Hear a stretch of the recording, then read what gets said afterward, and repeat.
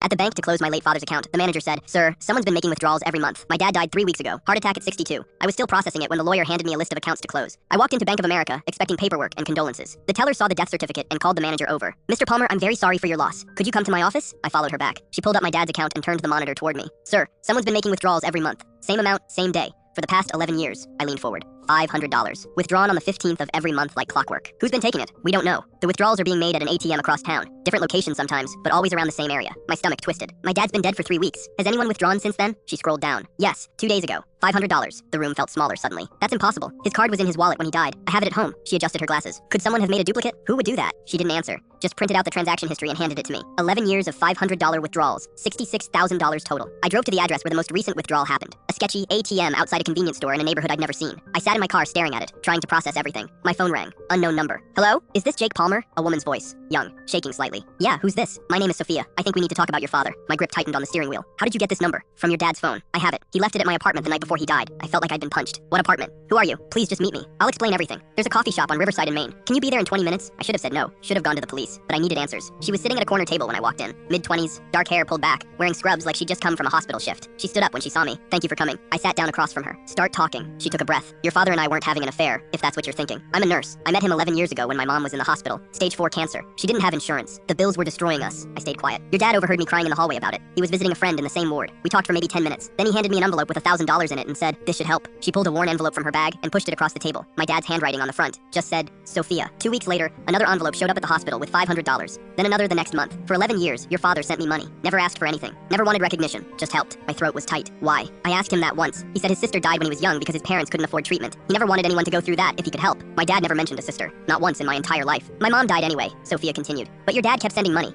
Put me through nursing school. Helped with my rent when I was struggling. I tried to tell him I didn't need it anymore, but he insisted. Said I'd earned it, and to use it to help other people." She pulled out my dad's phone and handed it to me. "He came over for coffee 3 weeks ago. We talked about my new job at the children's hospital. Then he left and forgot his phone. I tried calling your house, but nobody answered. Then I saw the obituary. I unlocked the phone. His messages were full of conversations with Sophia, updates about her life, photos of kids she'd helped at the hospital. He'd been following her journey this whole time. I withdrew that money 2 days ago to put flowers on his grave," she said. "I'm sorry if that scared you. The ATM card was in an envelope he gave me years ago for emergencies." I couldn't speak, just stared at 11 years of messages from my dad to this stranger he'd chosen to help. "Your father saved my life," Sophia said. "Not just with money. He gave me hope when I had none. I thought you should know the kind of man he was." I looked up at her. "I already knew, but thank you for reminding me." I drove home with his phone in my passenger seat and cried for the first time since he died. Not because he'd kept secrets, but because even his secrets were acts of kindness.